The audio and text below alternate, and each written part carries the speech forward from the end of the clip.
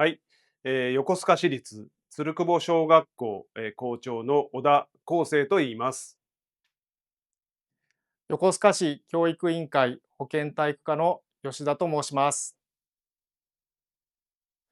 横須賀市では、この熱中症予防対策システムを全一律学校70校に導入しております。導入した経緯を少しお話しさせていただきます。この昨今の気候変動異常気象による熱中症の問題は大きな課題であると考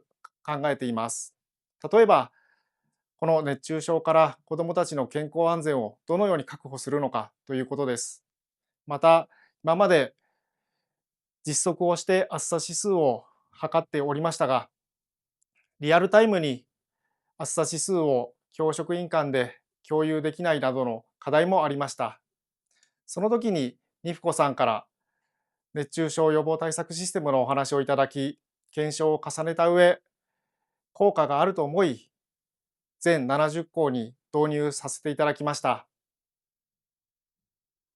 はい、私の方からは、このシステムを導入して、各、学校でですね、どんな、取り組みを行っているかについて少しお話をさせていただきます。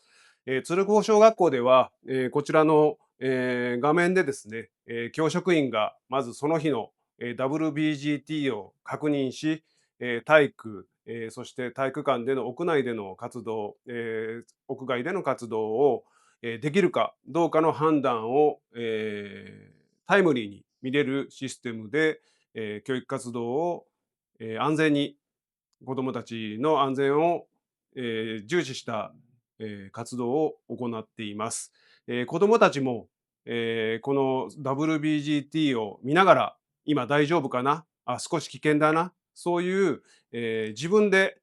自分の健康を管理する、そういう力もついてきているのではないかなというふうに思っています。まず第一に、自分の健康、体の健康を守る、そういう力が身についてきているというふうに感じています。